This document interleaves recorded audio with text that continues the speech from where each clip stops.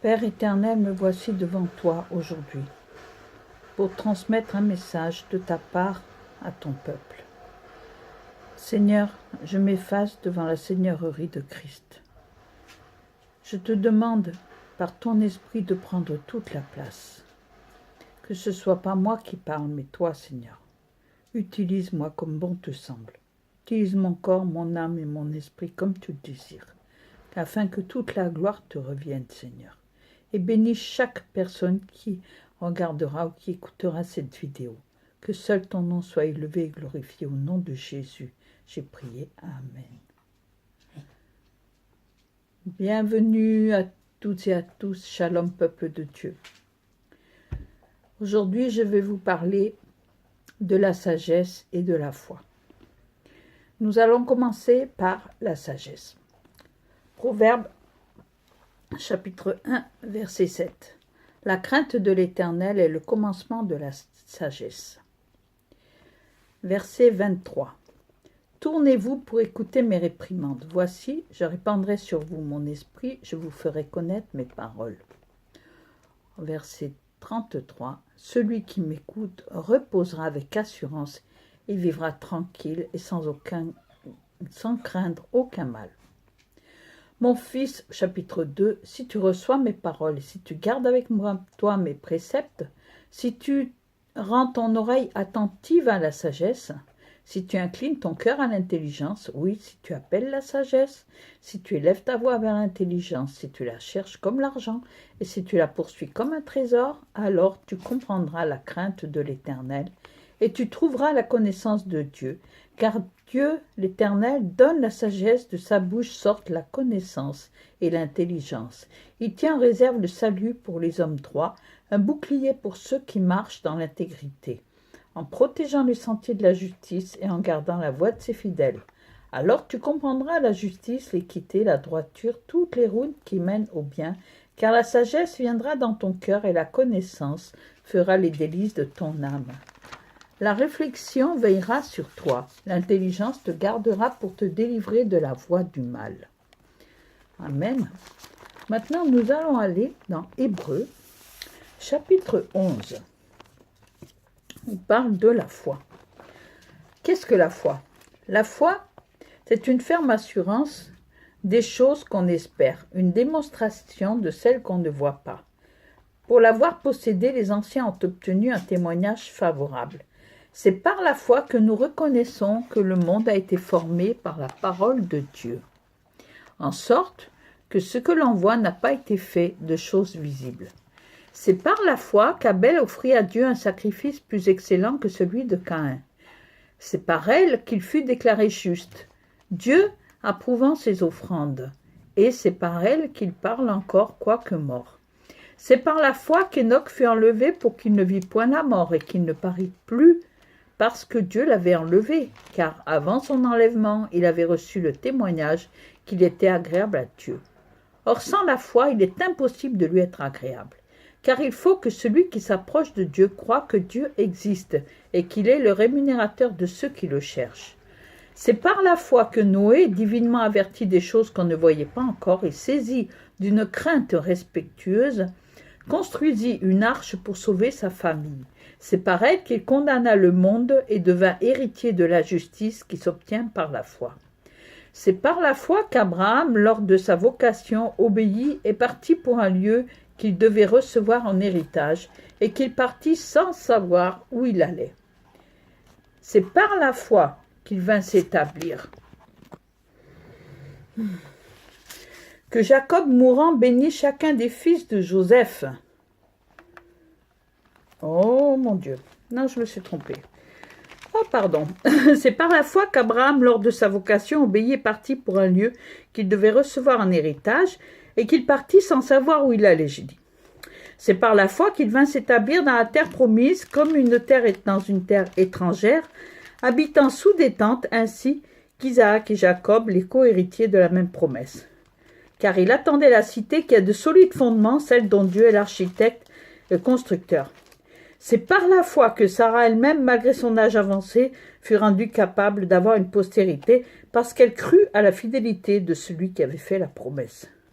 C'est pourquoi d'un seul homme, déjà usé de corps, naquit une postérité nombreuse, comme les étoiles du ciel, comme le sable qui est sur le bord de la mer, et qu'on ne peut compter. C'est dans la foi qu'ils sont tous morts, sans avoir obtenu les choses promises. Mais ils les ont vus et salués de loin, reconnaissant qu'ils étaient étrangers et voyageurs sur la terre. Ceux qui parlent ainsi montrent qu'ils cherchent une patrie. S'ils avaient eu en vue celle d'où ils étaient sortis, ils auraient eu le temps d'y retourner. Mais maintenant, ils en désirent une meilleure, c'est-à-dire une céleste. C'est pourquoi Dieu n'a pas honte d'être appelé leur Dieu, car il leur a préparé une cité. C'est par la foi qu'Abraham offrit Isaac lorsqu'il fut mis à l'épreuve et qu'il offrit son fils unique, lui qui avait reçu les promesses et à qui il avait été dit en Isaac sera nommé pour toi une postérité.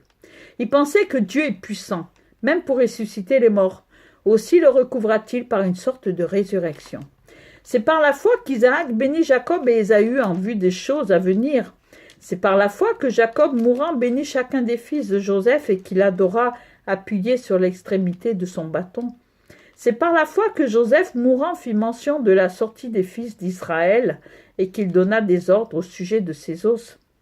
C'est par la foi que Moïse, à sa naissance, fut caché pendant 3 mois par ses parents parce qu'ils virent que l'enfant était beau et qu'ils ne craignirent pas l'ordre du roi. C'est par la foi que Moïse, devenu grand, refusa d'être appelé fils de la fille de Pharaon, aimant mieux être maltraité avec le peuple de Dieu que d'avoir pour un temps la jouissance du péché, regardant l'opprobre de Christ comme une richesse plus grande que les trésors de l'Égypte, car il avait les yeux fixés sur la rémunération. C'est par la foi qu'il quitta l'Égypte, sans être effrayé de la colère du roi, car il se montra ferme, comme voyant celui qui est invisible. C'est par la foi qu'il fit la Pâque et l'aspersion du sang, afin que l'exterminateur ne touchât pas au premier-né des Israélites. C'est par la foi qu'ils traversèrent la mer Rouge comme un lieu sec, tandis que les Égyptiens qui en firent la tentative furent engloutis. C'est par la foi que les murailles de Jéricho tombèrent, après qu'on en eut fait le tour pendant 7 jours. C'est par la foi que Rahab, la prostituée, ne périt pas avec les rebelles, parce qu'elle avait reçu les espions avec bienveillance. Et que dirais-je encore? Car le temps me manquerait pour parler de Gédéon, de Barak, de Samson, de Jephthé, de David, de Samuel et des prophètes, qui par la foi vainquirent des royaumes, exercèrent la justice, obtinrent des promesses, fermèrent la gueule des lions, éteignirent la puissance du feu, échappèrent aux tranchants de l'épée, guérirent de leur maladie, furent vaillants à la guerre, mirent en fuite des armées étrangères. Des femmes recouvrèrent leur mort par la résurrection. D'autres furent livrés aux tourments et n'acceptèrent point de délivrance afin d'obtenir une meilleure résurrection. D'autres subirent les moqueries et le fouet, les chaînes et la prison.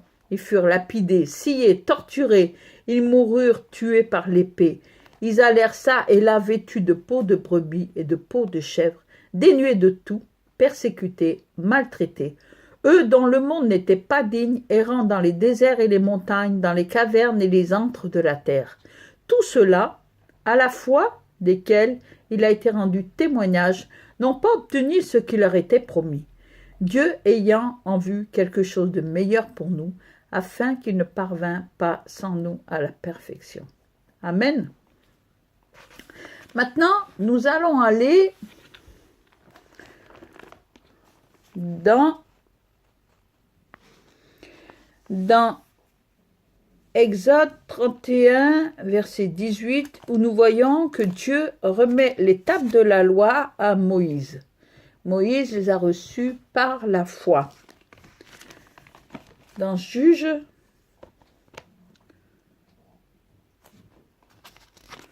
chapitre 16, verset 20, nous voyons Samson qui s'est laissé séduire par Dalila.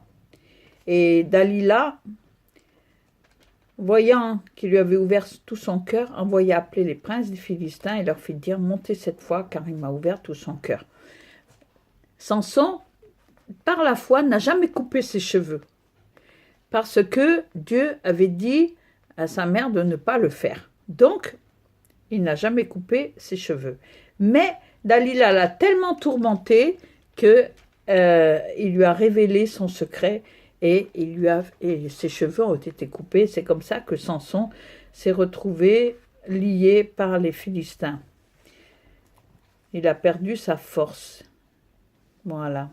Et lui, il croyait que il croyait que ça allait être comme les autres fois, mais malheureusement, l'Éternel s'était retiré de lui. Mais c'est par la foi qu'il l'a fait. Ensuite, nous voyons dans 1 Samuel 2, verset 30, l'Éternel dit « J'honorerai celui qui m'honore. » Tiens, pourquoi il dit « j'honorerai celui qui m'honore » ? Parce qu'on ne peut honorer Dieu que par la foi. 1 Samuel 3, verset 6, il est dit « L'Éternel appela de nouveau Samuel, et Samuel se leva, alla vers Élie et dit « Me voici, car tu m'as appelé. » Élie répondit « Je ne point appelé mon fils, retourne te coucher. » Samuel ne connaissait pas encore l'Éternel, et la parole de l'Éternel ne lui avait pas encore été révélée. L'Éternel appela de nouveau Samuel pour la 3e fois, et Samuel se leva, alla vers Élie et dit « Me voici, car tu m'as appelé. » Élie comprit que c'était l'Éternel qui appelait l'enfant, et il dit à Samuel « Va, couche-toi, et si l'on t'appelle, tu diras par Éternel, car ton serviteur écoute. » Et Samuel alla se coucher à sa place. L'Éternel vint et se présenta, il appela comme les autres fois « Samuel, Samuel !» Et Samuel répondit « Parle, car ton serviteur écoute. » Alors l'Éternel dit à Samuel « Voici, je vais faire en Israël, et ainsi de suite. » Vous pouvez le lire vous-même. Ce que je veux vous faire comprendre, c'est que on ne peut entendre Dieu que par la foi. La foi et la crainte. Si on n'a pas la crainte de Dieu, parfois il se manifeste, c'est vrai. Parfois il se manifeste pour ceux qui n'ont pas la crainte. Mais là, aujourd'hui, nous voyons la crainte de Dieu, qui est le début de la sagesse. Et nous voyons les personnes à qui Dieu s'est adressé, qui ont eu la foi en l'écoutant, comme j'avais dit tout à l'heure dans Hébreu. Maintenant, nous allons voir 1 Roi 18. Chapitre 18, du verset 20 à 39. Qu'est-ce que nous voyons là maintenant ? Nous voyons l'histoire d'Élie. Vous savez que Akab a envoyé des messagers vers tous les enfants d'Israël. Il a rassemblé les prophètes à la montagne de Carmel. Alors Élie s'est approché de tout le peuple et a dit « Jusqu'à quand clocherez-vous des deux côtés ? Si l'Éternel est Dieu, allez après lui. Si c'est Baal, allez après lui. » Le peuple ne lui répondit rien. Et Élie dit au peuple, « Je suis resté seul des prophètes de l'Éternel, et il y a 450 prophètes de Baal, que l'on nous donne 200 taureaux, qui choisissent pour eux l'un des taureaux, qu'ils le coupent par morceaux, et qu'ils placent sur le bois sans y mettre le feu. Et moi, je préparerai l'autre taureau, et je le placerai sur le bois sans y mettre le feu. » Vous lirez la suite. C'est là nous voyons qu'Élie, par la foi, a décidé de montrer qui est Dieu pour que le peuple enfin se détourne des prophètes Baal. Ensuite, nous allons aller dans le psaume 8. Le psaume 8 nous parle de l'homme et de la création de Dieu. Éternel notre Seigneur, que ton nom est magnifique sur toute la terre. Ta majesté s'élève au-dessus des cieux. Par la bouche des enfants et de ceux qui sont à la mamelle, tu as fondé ta gloire pour confondre tes adversaires, pour imposer silence à l'ennemi et au vindicatif. Quand je contemple les cieux, ouvrage de tes mains, la lune et les étoiles que tu as créées, qu'est-ce que l'homme pour que tu te souviennes de lui, et le Fils de l'homme pour que tu prennes garde à lui? Tu l'as fait de peu inférieur à Dieu, et tu l'as couronné de gloire et de magnificence. Tu lui as donné la domination sur les œuvres de tes mains. Tu as tout mis sous ses pieds, les brebis comme les bœufs et les animaux des champs, les oiseaux du ciel et les poissons de la mer, tout ce qui parcourt les sentiers des mers. Éternel notre Seigneur, que ton nom est magnifique sur toute la terre. Ce psaume manifeste la gloire de Dieu. On voit, là, on reconnaît En disant ce psaume, on reconnaît combien Dieu est un Dieu de gloire et de magnificence. Ça ne peut se faire que par la foi. Maintenant, nous allons aller dans Jérémie 31, verset 3.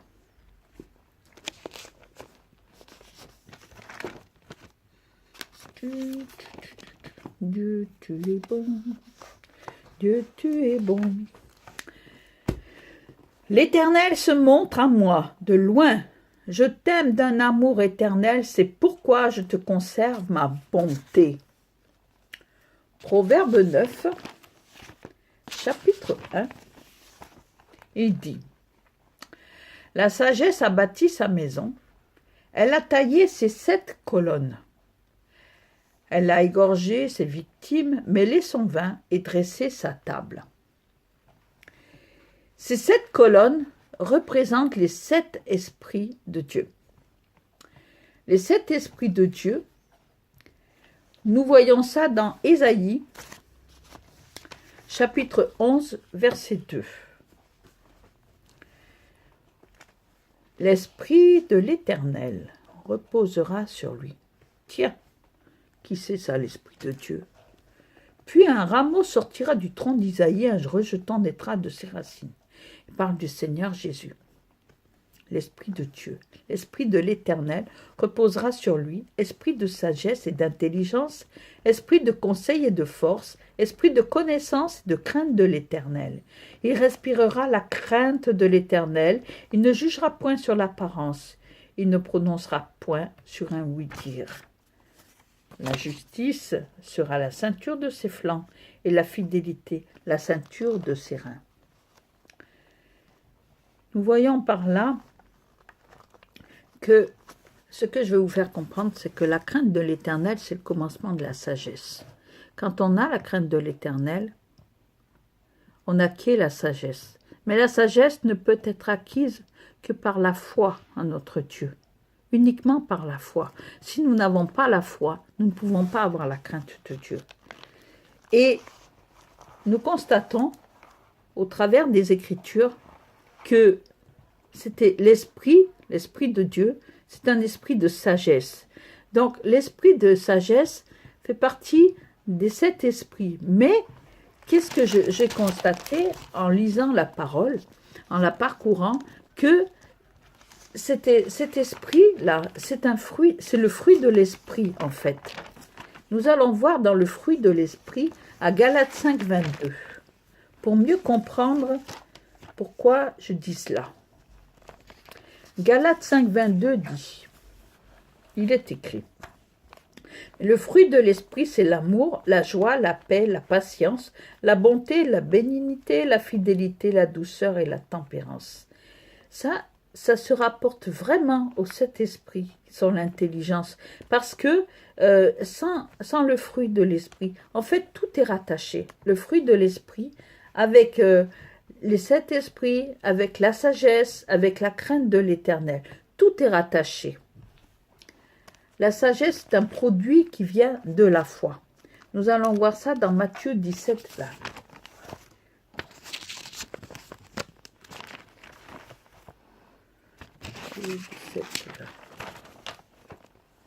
Verset 20.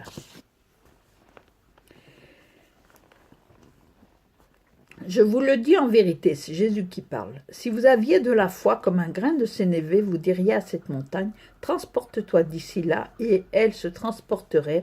Rien ne vous serait impossible. Amen. Dans Apocalypse 3, verset 20, il est écrit,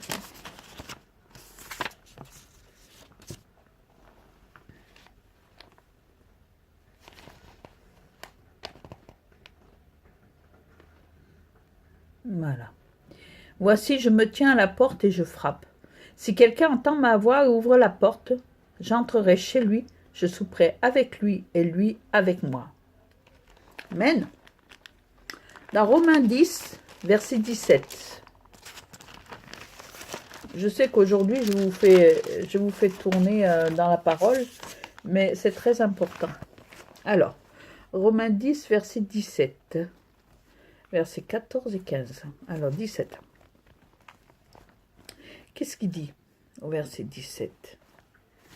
Au verset 17, il est écrit « Ainsi, la foi vient de ce qu'on entend, et ce qu'on entend vient de la parole du Christ. » Au verset 14,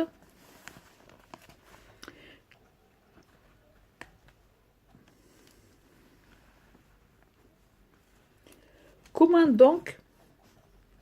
Ah oui. Je vais peut-être commencer un peu avant. Car c'est en croyant du cœur qu'on parvient à la justice, et c'est en confessant de la bouche qu'on parvient au salut. C'est la foi, la parole de la foi que nous prêchons. Selon ce que dit l'Écriture, quiconque croit en lui ne sera point confus, car quiconque invoquera le nom du Seigneur sera sauvé. Comment donc invoqueront-ils celui en qui ils n'ont pas cru, et comment croiront-ils en celui dont ils n'ont pas entendu parler? Et comment en entendront-ils parler s'il n'y a personne qui prêche? Et comment y aura-t-il des prédicateurs s'ils ne sont pas envoyés? Selon ce qui est écrit, qui sont beaux les pieds de ceux qui annoncent la paix, de ceux qui annoncent de bonnes nouvelles. Amen. Matthieu 7, 24.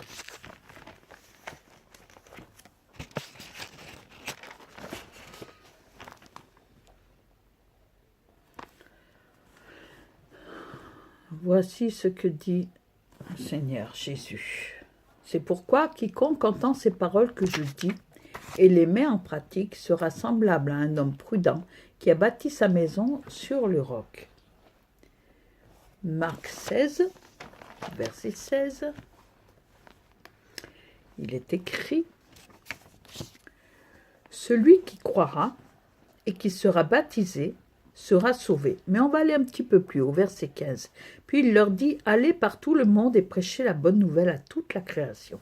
Celui qui croira, c'est-à-dire qui agira par la foi, sera baptisé, sera sauvé. Mais celui qui ne croira pas sera condamné. » Eh bien, voilà, Marc 16, 16. Si tu crois au Seigneur Jésus, tu seras sauvé. Si tu crois au Seigneur Jésus, il viendra en toi, parce qu'il frappe à la porte de ton cœur. Et il te dit, laisse-moi entrer, laisse-moi prendre la place. Je suis venu pour te sauver, pour te libérer, pour te délivrer. Je suis venu afin de montrer combien je t'aime. Je t'aime d'un amour éternel, c'est pour ça que je te conserve ma bienveillance. Je suis comme un héros qui sauve. Je suis le lion de la tribu de Juda. Je suis l'alpha et l'oméga. Je suis celui qui est, qui était et qui sera. Il n'y a point en moi d'ombre de variation. L'Éternel te dit, choisis, aujourd'hui, choisis entre la vie et la mort. Mais choisis la vie, afin que tu vives. Jésus est venu donner sa vie.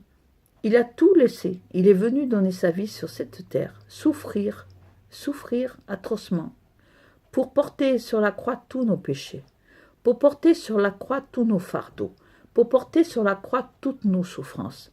À celui qui croit, Jésus entre dans son cœur. Mais il ne vient pas tout seul. Il vient avec les 7 esprits de Dieu. Il vient avec le fruit de l'esprit, qu'il veut faire grandir en toi. Il veut développer en toi le fruit de l'esprit. Mais tout cela, tu ne peux pas l'avoir si tu n'acceptes pas Jésus dans ton cœur. Car la foi produit la crainte de l'Éternel, la sagesse. La sagesse vient et elle grandit dans ton cœur.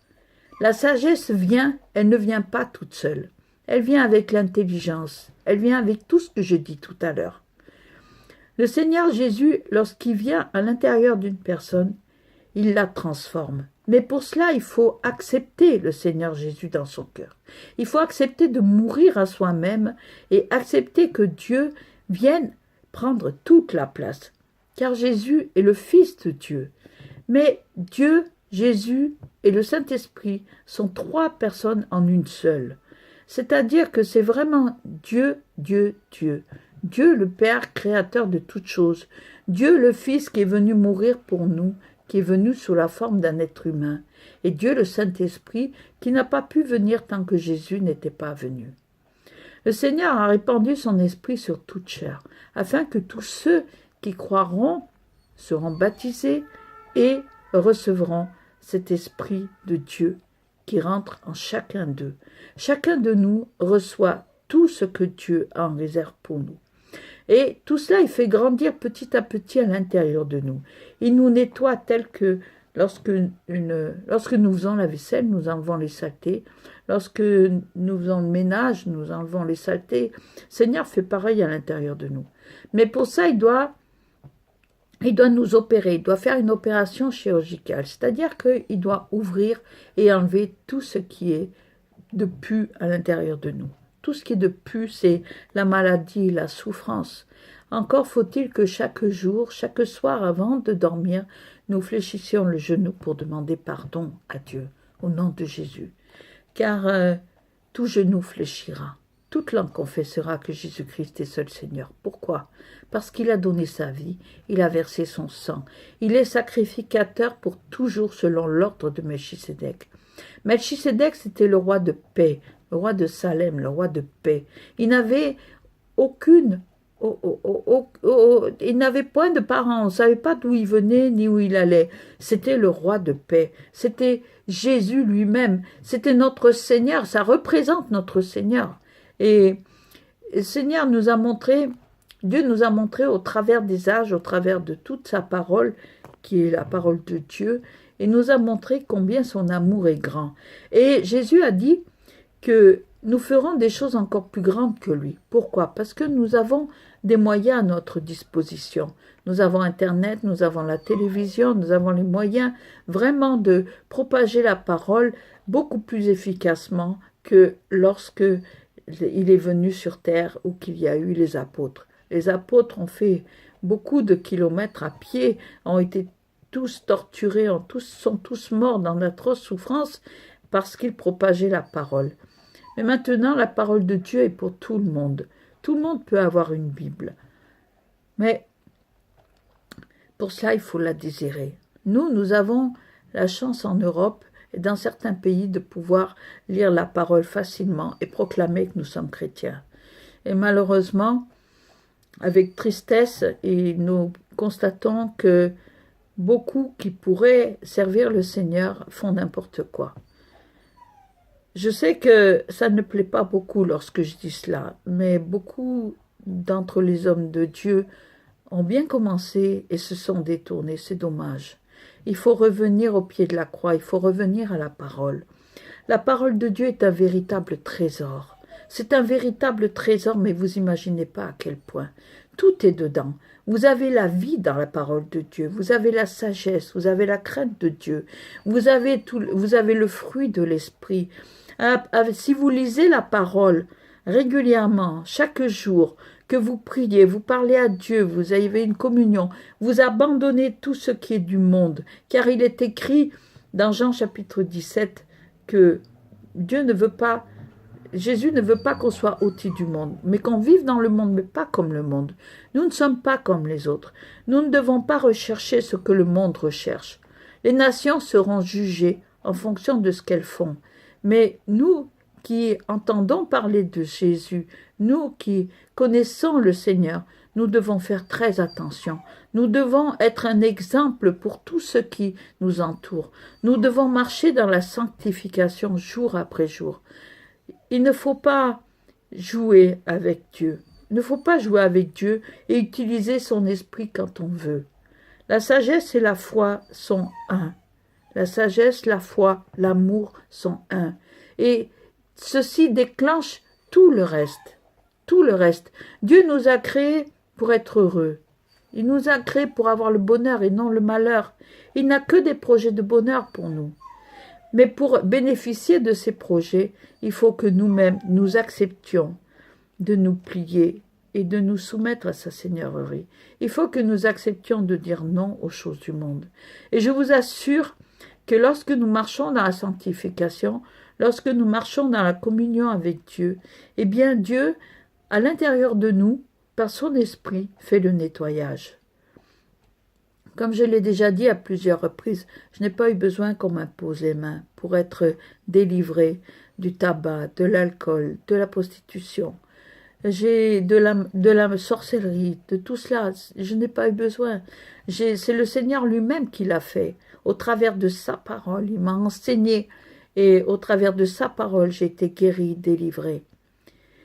Il est vrai que lorsque des personnes subissent des liens ancestraux, c'est plus difficile. Il faut avoir recours à quelqu'un qui est fort dans la foi. J'ai eu comment dire, le privilège de ne pas être obligé d'aller trouver un homme de Dieu pour me délivrer. Mais pour les personnes qui ont du mal, allez trouver un vrai serviteur de Dieu. Regardez celui qui marche avec Dieu, celui qui marche en sanctification, celui qui fait ce qu'il dit, celui qui a une conduite droite. Parce qu'un homme de Dieu, un serviteur de Dieu, ne peut pas enseigner si lui-même fait n'importe quoi. Parce que même si les brebis, elles acceptent tout parce que c'est la parole de Dieu, mais lorsque ce n'est pas saint, eh bien c'est dommage. C'est dommage. Parce que la personne qui n'est pas sainte va se retrouver en enfer. Vous savez, l'enfer, ce n'est pas une sinécure. Ce n'est pas une plaisanterie. Autant on parle du paradis, autant on parle de l'enfer. Et c'est réel. Croyez-moi que le monde invisible est plus réel que le monde visible. Aussi, je vous exhorte tous à garder les yeux fixés sur la parole de Dieu. La parole de Dieu, c'est vraiment la parole faite avec amour. Tout ce que Dieu a écrit, tout ce qui a été écrit au travers, par l'Esprit, qui a été écrit au travers des personnes, tout ce que l'Esprit de Dieu a mis dans le cœur des gens pour écrire, qui est dans la parole de Dieu, eh bien, tout est fait pour nous enseigner. Tout est fait pour nous aider à marcher dans la foi et dans la sagesse et dans la sanctification. Et je vous assure que lorsque vous faites cela, eh bien, Dieu met sur votre route des personnes qui pourront vous aider à avancer, qui pourront vous enseigner encore plus. Alors, tel que moi j'étais, Dieu m'a transformé, tel qu'il peut faire avec vous. De la même manière, je vais finir en vous disant dans Nombre 24, verset 4. Parole de celui qui entend les paroles de Dieu, de celui qui voit la vision du Tout-Puissant, de celui qui se prosterne et dont les yeux s'ouvrent. Pourquoi je vous dis ça? Parce que Dieu est triste. Comme je vous ai dit dans ma dernière vidéo, Dieu est triste. Pleure. Jésus pleure. Pourquoi Jésus pleure? Parce que l'enfer se remplit. Chaque jour, il y a beaucoup d'âmes qui partent en enfer. Et Jésus est triste parce que il y en a beaucoup qui, si ceux qui sont appelés par Dieu répondent à son appel et agissent comme Dieu le veut, il y aurait moins de monde en enfer. Alors, ayez la paix, gardez la paix et produisez la paix autour de vous. Que Dieu vous bénisse abondamment. Je vous aime et je vous dis à bientôt. Shalom à tous.